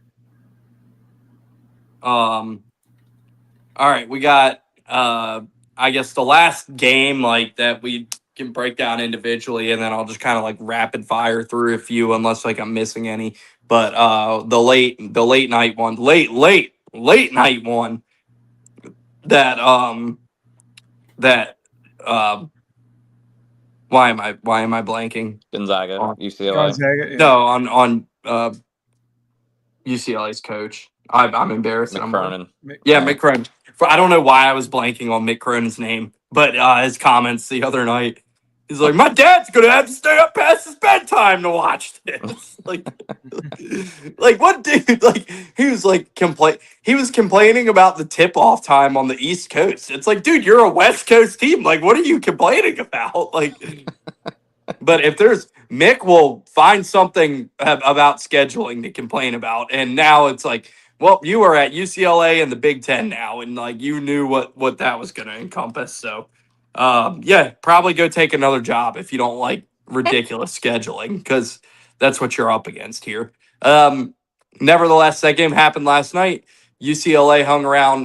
Gonzaga gets a 10-point win. But yeah, even in a loss, like, good effort for UCLA. I mean, we've seen what Gonzaga is capable of this year, and they can run a team out of the gym, and that was basically a home game for them. And UCLA hung around here, kind of really waiting to see Donovan Dent get going, and it still didn't happen last night. And he's kind of, and like, obviously, like, you guys know, like, I love the Mountain West, and like the Mountain West is not like a regular mid-major league. Like there's talent in that league, and we know he was the best player in the Mountain West last year. But it's still like a big transition to go from playing in the Mountain West to playing in the Big Ten. And to this point, uh, when UCLA has played against good competition, like we haven't seen him play a Big Ten game yet, but we haven't seen Donovan Dent kind of like be that great fit on this team we thought he was going to be and elevate that offense to the level we thought. I mean, he's elevated. The offense is better this year than it was last year. Like they could not score for shit last year, and it was like they were like a slog to watch. But yeah, Donovan Dent has not really been able to, elevate that team to the level we thought he was going to yet. And Gonzaga, just like with their experience and this roster, like everything we like, obviously they have that black eye on the resume with the 40-point loss to Michigan. But honestly, like to the extent that any loss looks good, that looks like a better loss every day. And like they have not let that linger at all and went and took care of business in a top 25 matchup last night.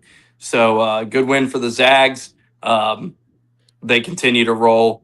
And yeah, I'm kind of waiting for Donovan Dent to be the Donovan Dent that we were used to watching at New Mexico. And it just hasn't really happened for him there yet at UCLA. But yeah, what do you guys think about this one? Did you guys stay up and watch this one? Because it was late. I did, yes. Watch that one in the Climate Pledge Arena. Yeah, that another brutal beat. Gonzaga was minus 10.5. Did not cover that one. Yeah, Donovan Dent is asked to do, I think, more on the defensive side of things. New Mexico last year was a really like back and forth kind of team. They really like to get up and down on people. UCLA is not doing that. And yeah, they don't play with any tempo, and that's Yeah. why like, it was always kind of going to be like a weird fit for Donovan Dent in the system. But I thought he was a talented enough scorer that it wasn't really going to matter. Yeah. But to this point, it's been a tougher fit for him. I mean, just the defensive assignments alone that he's asked to draw, and the tempo, as you said, that they're going to be playing at, it does not really maximize his strengths. He's mostly kind of a transition guy, and they aren't really getting many fast break points. Gonzaga is not going to give up many fast break points. So, yeah, it's been a weird fit so far. That was just kind of a vintage Gonzaga game. It never really felt in doubt ever. It never really felt as if they were going to drop that game. They had no answer for Graham Ike. And yeah, it was a great Ty and Graham Foster game on the defensive end. So yeah, I don't think that was ever a game that felt like Gonzaga was in danger of losing, but UCLA did hang around though. Like this was like they did. Yeah. Gonzaga didn't really pull away until like the under 8-minute mark in the second half. Like UCLA hung around in this thing. Yeah, and I don't want to take anything away from them as if they didn't there. But yeah, I think in Gonzaga's case, they're starting to. I mean that Michigan game, I think, kind of woke them up a little bit in certain areas. I'm not going to hold that against them right now as much. I think for them, they're looking at like 2-3 seed. I think is something that's going to be realistic for them, and that's not a bad draw. It's just that the 1 seed teams we talked about are just so much farther ahead. It feels like right now, but Gonzaga is a good, tough veteran team. Good, just methodical, conservative, mistake-free guards, and they know exactly where to go with the ball. And yeah, their post guys, Huff and Ike, especially. Ike is going to be probably like looking at second team All-American status right now, I would say. So yeah, he's playing really good basketball, and they seem to be kind of hitting mid-season stride in the best Gonzaga terms possible. So yeah, We because it's hard we to say just with them know. because the conference they play in is not going to be very good either. It's similar to the Big East. Like they won't have an equal. Santa Clara will be the second best team in the West Coast Conference. So I uh, believe I saw it earlier too. It's Gonzaga has played more Power Five games than any other team in the nation. I believe it's the stat I saw yeah, earlier. Like and they they usually loaded up have the non-conference slate and challenged themselves as they always do. yeah. And other than that Michigan game, like they've done a great job and like they've built themselves a good enough resume in non-conference. Like that as long as they take care of business in the WCC like we expect them to, like they'll be a 2 seed or like a 3 seed at worst. Yeah. Even I don't think they could get a 1 this year with how many good teams it's looking like there's going to be unless they just like run the table. But if 2 seed, 3 seed at the worst for them. Yeah, and that'll be a good draw. I mean, they'll probably be like, I would assume, the highest 2 seed, and yeah, I mean, that's a team that should make an Elite Eight, and they could, I wouldn't be stunned if they knocked off any of those teams we talked about in 1 seed contention. So yeah, Gonzaga's just they're going to be a force, and they're going to mow everyone down in their I don't conference know. schedule. So I don't know if they can figure out enough to go from losing to Michigan by 40 to beating them, but hey, I guess that's why they play the games. Who knows? They got the guys to do it. But yeah, Michigan made everything on them that night, and Graham Ike, 0 for 9 from the field that game. So who knows? I think it would be a more competitive game if they played in March. But yeah, that would be a matchup that I'm sure Gonzaga would feel better about a second time around. Jacob, you got anything on this one or either of these teams? I was gonna say Gonzaga just took care of business. I know you mentioned Donovan Dent fitted in. Just looking at his numbers, it seems like his shooting, his scoring has not transferred over as well, but his playmaking has transferred over. I know UCLA's offense, like their pace of offense, is kind of slower, probably slower than what he was playing with under Richard Pitino at New Mexico. But just trying to. They need him to step up as a scorer if they want kind of like want to have a higher ceiling as a team and be the guy that they paid to come to UCLA. Gonzaga is just they're consistent, like kind of that same Mark Few system.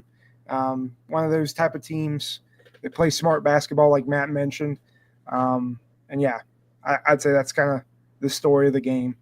I mean, that experience is going to carry the day for them. I mean, we've heard that so much in college basketball the last few years. Like, experience is probably like the buzzword of this, like one of the buzzwords of the sports almost of the sport almost. And like we know, especially like once you get into the NCAA tournament, like the teams we see making these deep runs are the teams with a lot of experience. And like we talked about, and Matt's talked about a lot, like this Gonzaga team, like they have grown men on this team, like they have more experience than anybody in the country, and like that's going to pay. I mean, we've seen them back it up in the non-conference slate, and it's going to pay huge dividends for them come March. For sure. So yeah, that's it for that one. I think that's the last game, like as with like just the whole game as a whole to break down. I'll just kind of start throwing some of these games out, and then if anybody wants to jump in and say anything about one of them. But the first one was an early one yesterday, and Michigan State went on the road to Happy Valley and got tested, won 76-72, took care of business. But yeah, Penn State has looked horrible before this, but they were able to keep this game close. So there's that one. Penn Louisville State is confirmed very bad. Penn State had to go zone against Navy. The Naval Academy. The Naval Academy has a 6'8" height limit at the school. So you should not be getting tested by them when you play basketball against them. So, I yeah. feel like please going continue. to the Bryce Jordan Center, like Oh my good gosh. teams struggle at the Bryce Jordan Center just because it's such a mausoleum. Yes, it is a Like, giant gym. I- It is built What was like the word rock. you just said, Jacob? Mausoleum. Yeah. I've never heard that. Really? Yeah. No. Yeah. I was like, that was a nice word pull. It Yeah, kind yeah. of makes me feel stupid. Like, Yeah, I was like, what did he mausoleum. just say? Like, Yeah. No, that I know what he's saying there. It's cavernous. It's a huge. It is built like Rupp. It's a huge gym. They blocked off the top bowl basically. I saw the Yeah. tarps. Yeah, Yeah, because nobody goes to the games. People really only go to concerts there, and yeah. I just feel like when you're a good basketball team, you get thrown off. You're expecting Yeah, environment. I mean, they You beat just go in Purdue there there and last hear year, shoes so squeaking it's with just the amount of out of nowhere. or lack thereof. Yeah. So yeah, very very weird gym. Purdue struggled there. Like we've always struggled there. Yeah, they usually win like one ranked game there a year that they have no business winning. Like a couple of years ago, it was Oregon came in there, and Penn State beat them, and then last year, obviously Purdue. So yeah, it's and then Mike Rhodes is always complaining like, "Where's the fans?" It was like, dude, you knew what you signed up for when you took this job. Like, you're going from full gyms at VCU to, like the Pagula Ice Arena is packed every night for hockey games there, but no one really cares about the basketball team. So, yeah, tough scene there. We've done too much on Penn State basketball here, so please continue. All right. Yeah. Louisville fucking boat raced Memphis. Cool, like old Metro Conference rivalry renewed USA. here. Yep. Yeah. But yeah, Louisville. Not a lot to say in this game other than Memphis has to run the table or win the American tournament. Win the American Or they tournament. need like Baylor to win the Big 12 or something. Like they need help. It's bad. And Penny's future there is, I mean, he's the most beloved alum in the history of the school.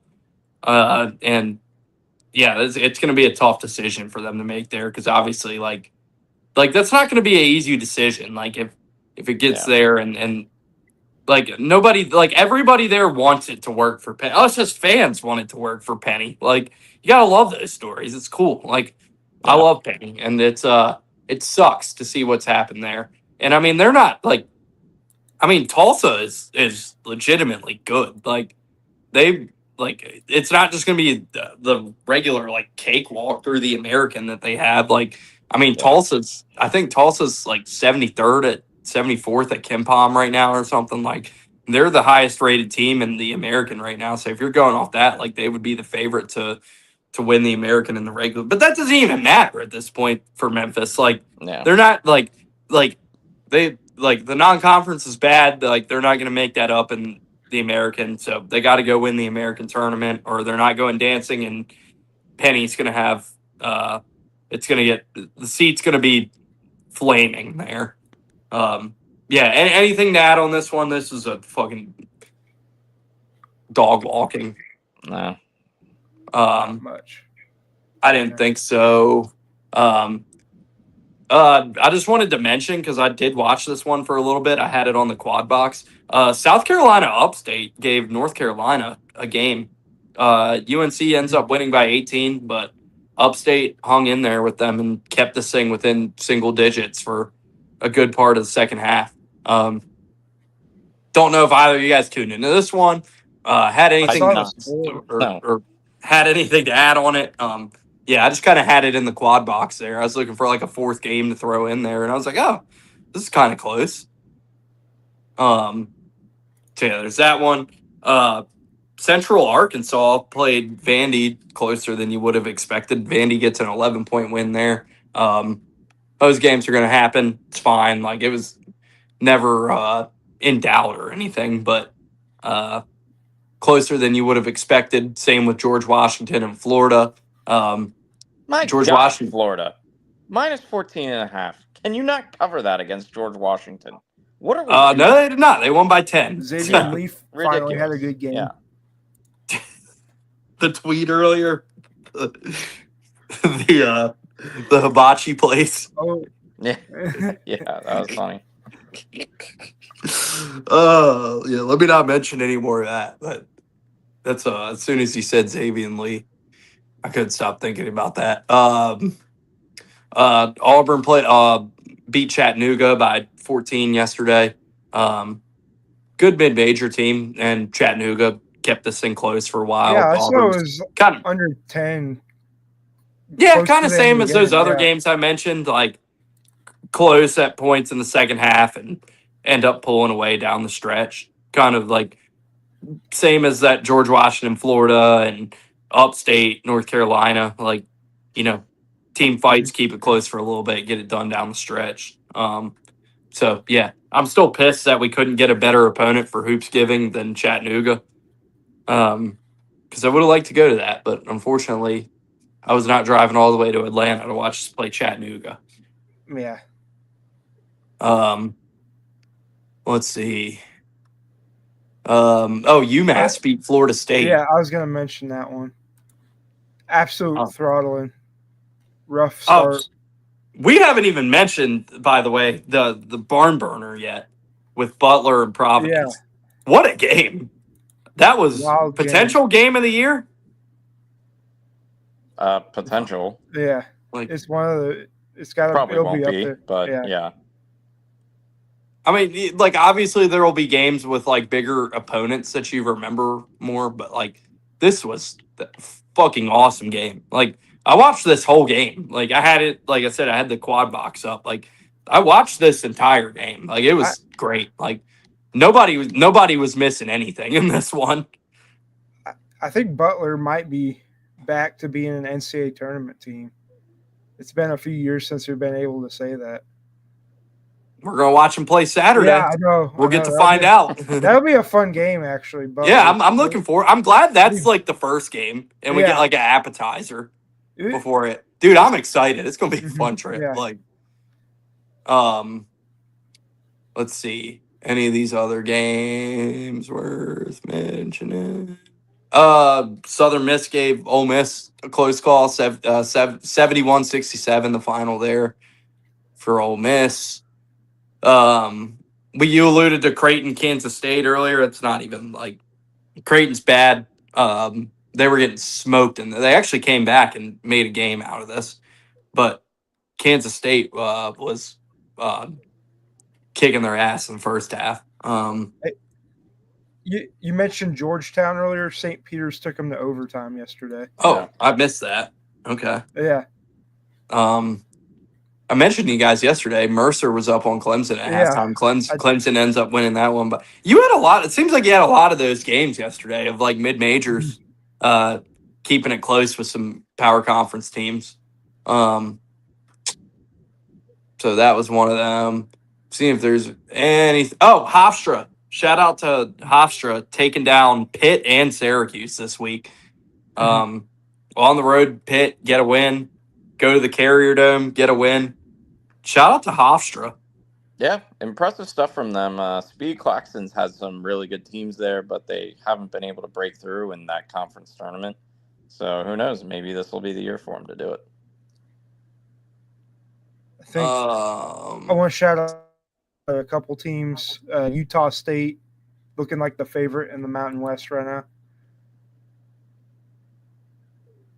Then you got, let's see, that's okay. Arizona State beat Santa Clara, and Bobby Hurley got ejected. Yes, that was fantastic. I did not see that. Yeah, and somehow Arizona. He was all over the ref. Santa Clara was leading at the time. They were up at half 55-38 and ended up losing by 3. Ohio State beat West Virginia in double overtime. I wasn't able to tune into that one, but just keeping tabs on it. That's a big win there because that's probably 2 bubble teams right there. So that could be a big, not a big, but a data point for either of those teams because you imagine those are both 2 teams that you firmly expect to see on the bubble come March. So like you need all you can get in the non-con when you're in that territory, and whoever won that game was really going to need that. Bruce Thornton's looking like a first team All Big Ten talent this year. We had a big game. Showed on ESPN. They're like, yeah, tune in for Tennessee Louisville on Tuesday, and after stick around for Kansas and Towson. Without Darren Peterson. Yeah, like, all right. Can't wait. He had of course, he mentioned Seton Hall. Seton Hall smoked Rutgers in the rivalry. Yeah. Then Did you see? Shaheen after the game, they asked him like, because I guess Peichel was like, "Yeah, we want to do a home and home in the same season," and Shaheen was like, "Well, you shouldn't have left the Big East if you wanted to do that. Then, like, we're not doing it." LSU beat SMU. That's the last. I think that's the last big one. Yeah. Yeah, I think that's the last game of note. Oh. This one sucks. This makes me sad. Loyola is horrible. Oh yeah. They lost to Chicago State today. I was going to mention that too.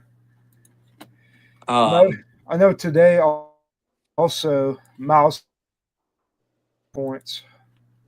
What happened? As well. Shout out to him. He had What'd you say? 33 points, I believe. You broke up. Oh, I was going to say Miles Colvin, former Purdue player, had 33 points for Wake Forest today. Just wanted to I thought you shout hate him out. people who transfer from Purdue. What's the differentiator there? I mean, if they suck, I'll crap talk them. But if they're having a good game, okay. Yeah, every time Texas comes up, Jacob needs to be like, Cam Heidi, like he scored 4 points. I mean, Texas paid him all that money to do not much. That's all I'm going to say. I doubt they're paying him a lot of money. They paid him quite a bit. I saw it's a write-off for Texas. I don't think they care. Yeah. Only game that was, I'd say, like super consequential today for both teams was Boise State, St. Mary's, and Boise State gets a win there. Mm-hmm. So, big win for Boise State after their D2 loss early in the season. Yeah, I don't know how that shit stain is going to affect their resume if they're a bubble team come March, but that's just a big old poop stain that I don't know how you get that off of there. And like I said, I noticed on the net rankings that they added that tab for like record versus non-D1 competition, and I don't know if that will be included in the evaluation of a team's resume, by the committee. But so, I mean, like, is there any scenario where that loss just doesn't count for them at all? Because, I mean, I don't know if that's officially written into the criteria, like, outside of the quadrant system, I guess it depends on the bubble field. Yeah, that's about it for like I said, it was a loaded weekend. I'm just going to go ahead and pull up on my phone and start rattling off some of the games this week. Let's see. Monday night, nothing. This is finals week, and I don't think there's going to be much this week. Really nothing on Monday. Matt mentioned Louisville, Tennessee on Tuesday. St. John's DePaul on Tuesday.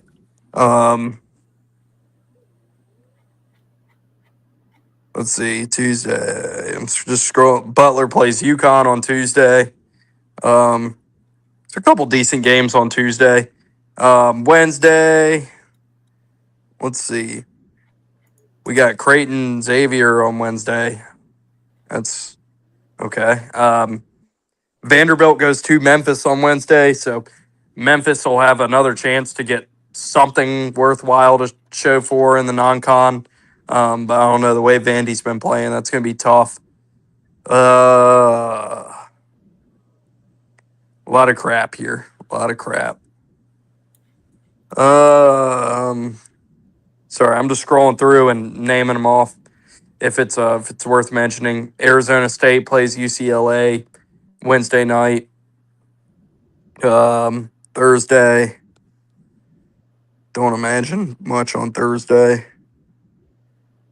Yeah, looks like nothing on Thursday. And Friday.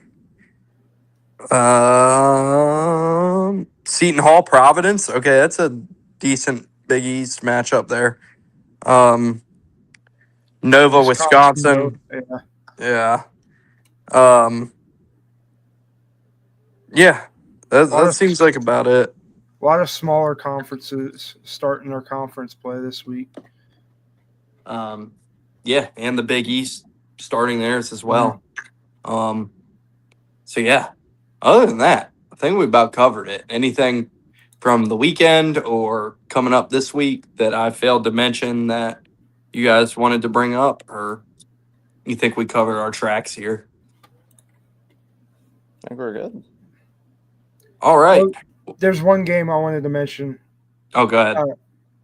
There was a crazy score. Murray State beat Akron 115-100. Oh, wow. On Saturday. Yeah. I just remembered I forgot to mention that one. Well, we will we should be a wrap then. We'll be back Friday night. Anticipating Jacob, me and you'll be together on Friday, so maybe we can finally do one of these. Both of us in the same room together to talk about this on Friday night. Matt, Friday night, and you think you'll be good?